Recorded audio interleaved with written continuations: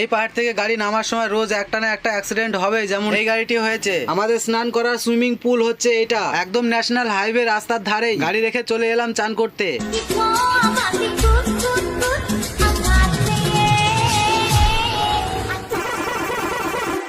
Hello guys, road king ভাই চ্যানেলে আপনাদের স্বাগত। আবারও চলে এলাম আপনাদের জন্য একটি সুন্দর ব্লগ নিয়ে। পুরো ভিডিওটি দেখতে থাকুন, আশা করছি ভালো লাগবে। আর ভিডিওর ইন্ট্রো দেখে বুঝেই ফেলেছেন ভিডিওটি ঠিক কেমন হতে চলেছে। আমার এই চ্যানেলে যদি কেউ নতুন হয়ে থাকো তাহলে সাবস্ক্রাইব করে নেবে, আর পেজ থেকে দেখলে ফলো করে নেবে। আমরা পাটনায় মাছের খাবার খালি করে চলে আসি গয়া, যেখানে আমাদের গাড়ি ডাল লোড হবে। আর এই মুহূর্তে রয়েছি আমরা গয়ার মেন রাস্তার ধারে। সারাদিন দাঁড়িয়ে থাকার পরে রাত্রি 1টার সময় শুরু করে দেয় আমাদের গাড়ি লোড দেওয়া। সারা রাত্রি গাড়ি লোড কমপ্লিট করে নিয়ে চলে আসি। আর এই মুহূর্তে রয়েছে হাজারিবাগের কিছুটা আগে, যেখানে রাস্তায় চলতে গিয়ে ছোটখাটো একটি পাহাড় পড়ে যায়। সেই পাহাড়টি আমরা এখন বেয়ে যাচ্ছি। আমরা বড়ই ঢুকেছিলাম বেলা 11টার সময়, সেখান থেকে কিছু বাজারঘাট করে নিয়েছি, যেহেতু আমাদের দুপুর বেলায় রান্না করতে হবে। হাজারিবাগ ঢোকার আগে, পাহাড়ের আগে আমরা রান্না বাড়া কমপ্লিট করে নিয়ে খাওয়া দাওয়াটা সেরে নিয়েছি। স্নান করার জায়গা সেরকম একটা খুব ভালো জায়গা পাইনি, এবং আজকে প্রচন্ড গরম পড়েছে, তাই একটু বেলা হলেই স্নানটা করে নেব। সেই কারণেই দুপুরের খাওয়া দাওয়াটা কমপ্লিট করে নিয়েছি। বিকেল 4-5টার দিকে আমরা রাঁচি বাইপাসে বাদিকে একটি সুন্দর পুকুর রয়েছে, সেখানে স্নান করব।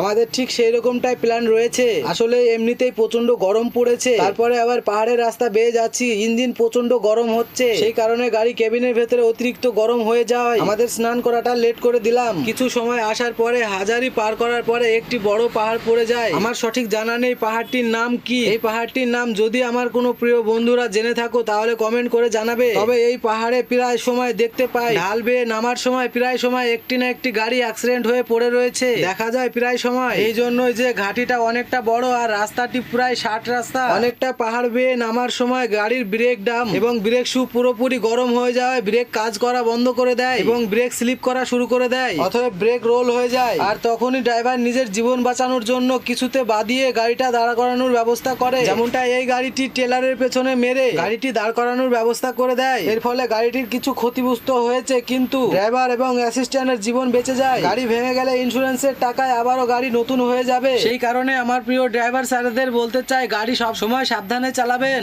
এখন সময় বিকেল 5টা। গয়া থেকে টাটার দিকে যেতেই রাঁচি বাইপাস শেষ করে বাহাতে এই জায়গাটি পড়ে যায়, এই জায়গাটি পেয়ে যায়। রাস্তার সাইডে গাড়িটি রেখে আমরা নিচে চলে আসি স্নান করার জন্য। আসলে আমরা এই জায়গাটিতে প্রতিনিয়ত স্নান দান করি যাতায়াত করার সময়। স্নান দান কমপ্লিট করে কিছুটা এসে চায়ের দোকানের চা খেয়ে নিই। এখানে আমাদের চা টিফিন কমপ্লিট করে নিয়ে সারা রাত্রি গাড়ি চালিয়ে চলে আসি আমরা পরের দিন উড়িষ্যা ভুবনেশ্বর ঢোকার কিছুটা আগেই দাঁড়িয়ে গিয়েছি, তার কারণ এখন বেলা 12টা আর প্রচন্ড পরিমাণে রোদ পড়েছে। টায়ার আমাদের পুরো আগুন হয়ে গেছে। আমাদের গাড়ির টায়ার অতিরিক্ত গরম হয়ে যাওয়ায় আমরা দাঁড়িয়ে গেলাম এই ছায়া। এখানে টায়ার গুলো পুরোপুরি ঠান্ডা করে নিয়ে আমরা ভুবনেশ্বর টাউন পার করে দেব। ভুবনেশ্বর টাউন পার করে আমরা রান্না বাড়া করে নেব। কয়েক ঘন্টা যাবত টায়ার ঠান্ডা করে আমরা চলে আসি খুর্দা। জায়গাটি পুরোপুরি ফাঁকা দেখে, সুন্দর জায়গা দেখে আমরা গাড়ি সাইড করে লাগিয়ে দিলাম। আজকে রান্না বাড়া আমরা এখানে সেরে নেব, আর সাইডে একটি ভারত পেট্রোলিয়াম আছে, সেখানে স্নান দান কমপ্লিট করে নেব। স্নান খাওয়া দাওয়া কমপ্লিট করে নিয়ে কয়েক ঘন্টা রেস্ট করে নেব।